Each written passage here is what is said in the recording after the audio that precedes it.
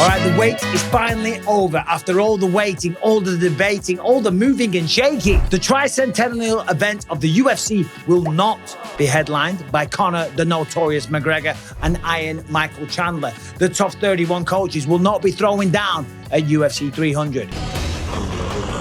Dana White was on the Pat McAfee show. He was pressed for a date, and this is what he had to say. Conor McGregor's fighting Chandler. Eventually, yeah. Hopefully this year. No, I heard we got a date. We didn't have a date. Chandler's pushing for a date. People are pushing for a date. Conor said he knows a date. Everybody has a date. You're the guy that got to set the date. You should say the date. There is no date. Come on! I'm hoping for the fall. We get it done in the fall. So they're hopefully going to get it done in the fall, right? God knows what's going on. Sounds like McGregor's getting itchy to fight, okay? He's been tweeting a little bit and talking, saying, just give me a date, give me a date. Okay, I'm sure the UFC want to get him back in there. He's by far the biggest star that the UFC has. So God knows what's going on. But we do know that McGregor got back in the testing pool in October of last year. Obviously, you fast forward 6 months, the testing pool requirement. That brings us to April. So it was all lined up and it all seemed to perfectly make sense, okay? Dana White said they're going to give us a main event that's going to blow all of our minds. And we are all still waiting and debating. And we're all waiting on the edge of our seats to find out who that name is going to be. But we do know it isn't Conor McGregor. And that's left a lot of fans wondering, will Conor ever fight again? Right? And that's a fair question, to be honest. The man smashed it out the park. He's done whatever you can do in the world of combat sports, okay? He came in, he changed the game, he won the titles, he made the money. Boom, there it is. Get out while you're still young, healthy, okay? And while you can still string a sentence together. I'm a very tired man, okay? If I start mumbling a little bit, it's because I'm tired. It ain't no CTE, you dickheads. Anyway, so it's not going to be Conor McGregor. So who is it going to be, okay? A lot of people are thinking, right? But there's one name that springs to mind. There's one name that it has to be. Alex Pereira. It's got to be Alex Pereira. Of course it is. But who is it going to be against Alex Pereira? If you look at all the people that aren't booked, all the champions, Alex Pereira last fought in November. Okay, that will be 6 months, 5 months, whatever it is. It's a perfect return. Pereira has taken over the sport in kind of like a fashion that Conor McGregor did, okay? He's become a champion of 2 different weight classes. He's beaten 4 former or current champions, and he's got one of the most exciting styles, and the man is a finisher. He just can't speak English. If he did, he probably wouldn't say much anyway. Seems to be a man of few words, although by all accounts, a very nice guy and a very funny and humorous guy. But he looks like a stone cold killer, and we want to see him in there. Now, who's he going to be? Tom Aspinall is trolling everyone. Tom Aspinall is posting flight options from London to Vegas at the time of UFC 300. And we know that Pereira said that he kind of wants Tom Aspinall. Well, Tom Aspinall said, listen, I can tell by his face. I can tell by the way he looks at me. This guy fancies a piece. He wants a piece of me. I don't think that's the fight to make. Look, listen, for Pereira, that would be a phenomenal opportunity. I'm sure Pereira would take the fight. Of course, why not? Listen, the man's a warrior. He's a 2-weight division champion, and he ain't no bitch, right? But he wouldn't be smart. Tom Aspinall could probably beat him on the feet due to the size and the power. And let's not even get started with the double leg takedowns, the wrestling and the jiu-jitsu acumen, okay? He's way ahead in that regard. So it isn't going to be Tom Aspinall. And besides, if it was, he wouldn't be posting little teasers, okay? If the UFC are covering up who the UFC 300 main event is, Tom isn't going to be messing with everybody, taking the piss and trolling everyone, but giving me something to talk about. No, he wouldn't be doing that. So who are the other options? Well, there's Dricus du Plessis. Dricus du Plessis may be the one. Dricus du Plessis versus Israel Adesanya.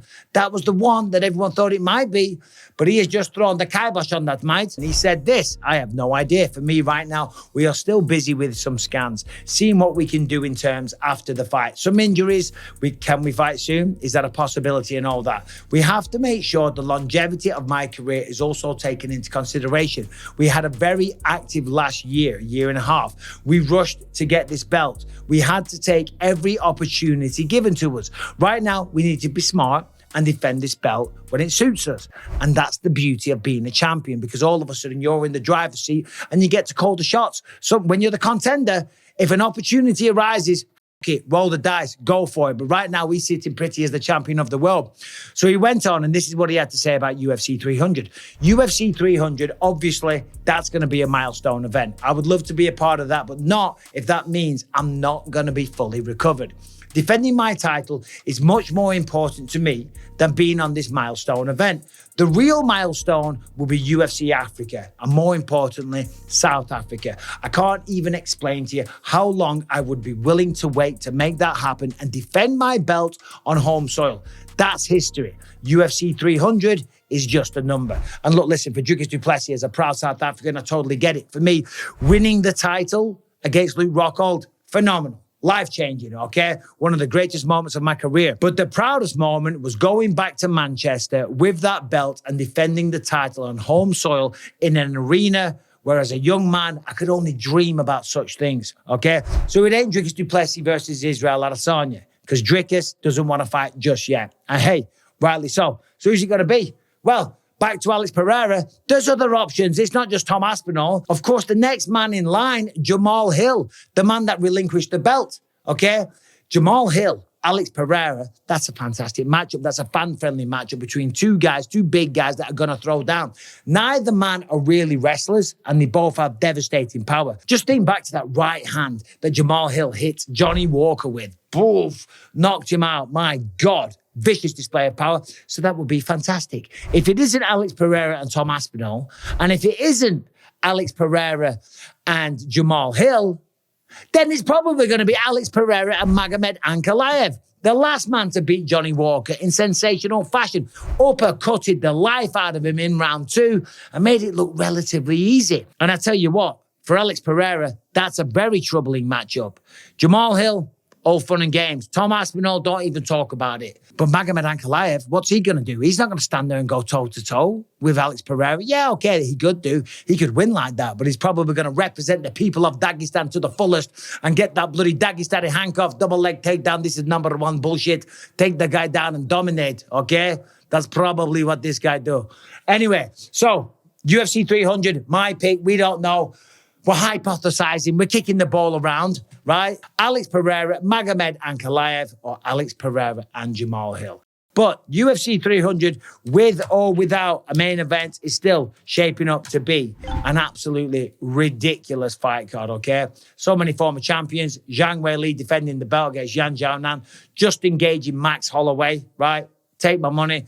Oliveira, Arman Sarukian, Yuri Prohaska, Alexander Rakic, Kelvin Cater, Aljamain Sterling, Bo Nickel, Cody Brundage, Davison Figueiredo, Cody Garbrandt, Holly Holm versus the debuting Kayla Harrison. I mean, it goes on. More champions. Jessica Andrade. The first fight of the night is Bobby Green versus Jim Miller. If that's not a sensational fight card from top to bottom, then I don't know what is. You spoiled bastards. If you don't like that fight card, then Jesus Christ, I don't know what to tell you. It's phenomenal. Anyway, there's just a few thoughts. I can't wait for UFC 298. That is around the corner. I'm going to be commentating that one in my backyard. Anaheim, California. That fight card's phenomenal. So I've got all the breakdowns and stuff like that coming up soon. I'm going to be talking and doing interviews with a lot of the main card fighters. So keep an eye out for those next week. But still, for the time being, thank you for watching. Subscribe and ring the bell. I'll see you soon.